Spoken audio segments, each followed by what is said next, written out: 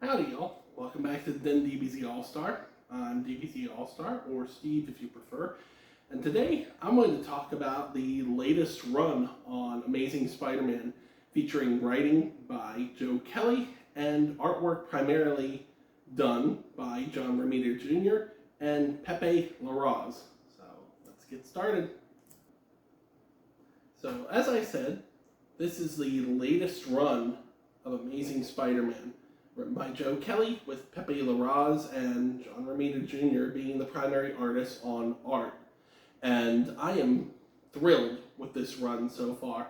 After a pretty okay run by Nick Spencer that had some highs and lows, with the lows definitely being handled due to editorial interference, most likely from Nick Lowe, not allowing Nick Spencer to tell his full story, and a somewhat below average to average run by Zeb Wells, which is a shame because I was really looking forward to it, with some artwork that really didn't hit the highs of previous go-arounds with Spider-Man from John Romita Jr., and lackluster events. I was not sure what to expect from a new relaunch. Joe Kelly actually started his run on Amazing Spider-Man with issue 61 for the previous volume, tying into the new One World Under Doom initiative from Marvel. The 8 Deaths of Spider-Man saw Dr. Doom entrust Spider-Man, or rather force Spider-Man, to take on the offspring of Sidorak, the being who empowers Juggernaut and others like Juggernaut in order to keep the multiverse and the world safe and free from falling under his foot, or their feet, as we found out throughout the story. The problem with that run is that it was plagued not only by inconsistency due to writers, besides Joe Kelly coming on board, but inconsistent characterization and below average, in my opinion, artwork. Now, I live by the belief that every comic is someone's first, every comic could be someone's favorite, so these are just my opinions. However, from start to finish, that arc did not really work for me. It didn't feel consistent, so when Joe Kelly wound up starting with issue 1 of a relaunch of Amazing Spider-Man, I was hesitant to really get my hopes up. But from issue 1 and forward, it has been a great ride. Issue 1 starts off with a pretty basic Spider-Man story. Peter Parker's characterization is as it should be. He's down on his luck, looking for work, which tends to be the status quo that has been pushed forward since the One More Day arc that closed out J. Michael Straczynski's run. He's not doing too well in his relationships, having a situationship, non-exclusive kind of relationship with Shay, one of the psychotherapists from the Ravencroft Institute. Basically, for those who don't know, Marvel's equivalent of Arkham Asylum. So, right off the bat, Peter's got to get himself a job. He's got to renew some relationships with people like Aunt May, and it delves into an untold story from his childhood, where Peter was a little bit violent and found comfort in a friend that up until this point had been unknown. This friend helps him get a job at Rand Industries and helps Peter start getting back on his feet. Well, when you know it, as soon as Peter starts to really feel like himself again, he finds himself fulfilled, the Hobgoblin enters the fray. And even though Peter ends up defeating the Hobgoblin and one of the Hobgoblin's hired minions, things don't slow down for Peter, as in the second arc, we are introduced to a villain known as Hellgate. And most of this second arc is drawn by Romita Jr. Pepe Larraz covers the artwork for the majority of the first arc, which runs through issues 1 through 5, with 6 picking up and starting off the Hellgate storyline. Hellgate has come to Earth to find someone strong enough to defeat him. When you know it, turns out that Peter Parker, the Spectacular Spider-Man, is that person. At the end of that arc, Peter is left in tatters, much as he was with his battle with Moreland in the JMS run back in the early 2000s.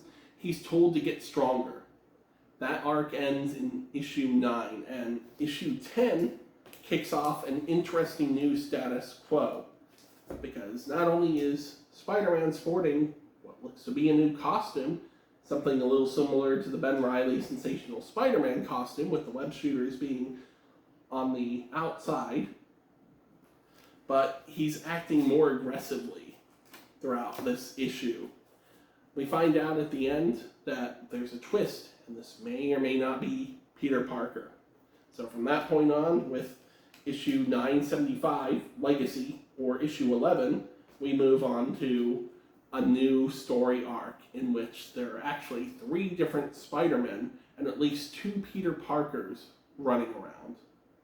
If you've been paying close attention to Spider-Man the last couple of years, you can probably guess who at least one of the 2 Spider-Men on Earth is, and you can probably guess who is filling in the role of Peter Parker. But if not, that's okay.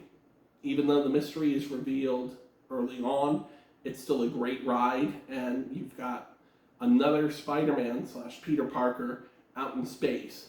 This Spider-Man so far seems to be the real one, because he's looking to get stronger and come face to face with Hellgate again, which is set to happen in issue 19 of this currently ongoing series, before moving on to the next arc, which will be a crossover with Venom and Ghost Spider, and most likely Carnage as well, because Marvel can't get enough of its symbiote events. So I'm just going to showcase how much I have been investing in this run, and it really is great because the characters all feel organic. They're all acting as they should. Peter's learning, growing, and evolving for the first time, not necessarily in his romantic relationships, because he hasn't been able to hold a stable relationship for very long, ever since Brand New Day started back in early 2008. But there's still time. Joe Kelly seems to have a handle on all of these characters, and I'm really enjoying it. So here is issue 1. It's the standard cover. Then we have the variant cover featuring Felicia Hardy, the Black Cat. Issue 2, standard cover. We have the Villalobos, Felicia Hardy, Black Cat cover. Issue 3, standard. 4, standard. 5, standard. 6, by Romita Jr., standard. And by the way, Romita Jr.'s artwork has been kicked up a notch. It really feels like he's putting forth the best effort possible, and it kind of reflects the work that he was doing alongside J. Michael Straczynski in the early 2000s. Issue 7. Issue 7 variant featuring Felicia Hardy. You can tell I like the Black Cat. Issue 8. Issue 8 variant featuring Felicia Hardy, Black Cat, who else? Issue 9, standard. J. Scott Campbell variant for issue 9. Another Felicia Hardy featuring variant for issue 9. This is giant size Amazing Spider-Man. It's got plenty of writers on it. I kept it in canon with this, even though it probably doesn't fit in between 9 and 10. Issue 10, standard. Issue 11, standard, or Legacy 975 Stitch variant. And for at least 25 issues, because we're leading up now to issue 1000, from issue 11 forward, for at least 25 issues, we're going to have the Lee Biermo Visions cover. So, Visions cover for issue 11. issue 12. Vision's cover for issue 12 featuring an homage to Peter and Doc Ock's first battle. Issue 13, Standard. Issue 13, Visions, homaging Amazing Spider-Man Volume 1, Issue 6, First Battle with the Lizard. Issue 14, Standard. Issue 14, you know what this homage is. And issue 15, the latest issue I've picked up. So, by the way, the odd numbers issues from 11 on up feature the adventures of Spider-Man in space, and those are drawn by Larraz more often than not, but 14 will, the even issues rather, will alternate between McGinnis and Romita Jr. It's been a fantastic run. Issue 16 just came out. I need to pick that up. And as a bonus, we have J. Michael Straczynski returning for a miniseries, Amazing Spider-Man Torn, set during his college years. This is excellent so far. Issue 2 just came out. I need to pick that up out of my subscription box as well. Which brings me to another point. Whenever possible, support your local comic book store. And if you've been sitting on this book, if you're worried to pick it up due to lackluster runs prior, give it a shot. The first trade paperback featuring, I believe, the first 5 issues has already been released or is on its way out. I forget, because it takes about 6 months after a story arc finishes to have a collected edition release. But definitely give this run a shot. I don't think you'll be disappointed in it. Again, the character work is great. The artwork has been stellar. The plots are not boring at all, and they make sense for the character. It's just an incredible run so far, and I hope Kelly stays on it long term and can continue with his stellar work along with his collaboration from his excellent artist partners. Above all else, thank you so much for watching. If you like this content, please like, subscribe, comment, hit that bell for notifications of future content. I'm also on Instagram, Twitter, Blue Sky as Animaniac1 or #1 Animaniac. I'm on TikTok as DBZALLSTAR and Animaniac1 for ease of access. I also have a mature content channel called DBZALLSTAR After Dark, in which more content will be uploaded sooner rather than later.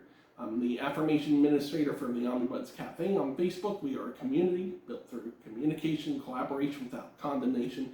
If you like manga, single issues, collected editions, things of the world of the geek, please consider checking us out.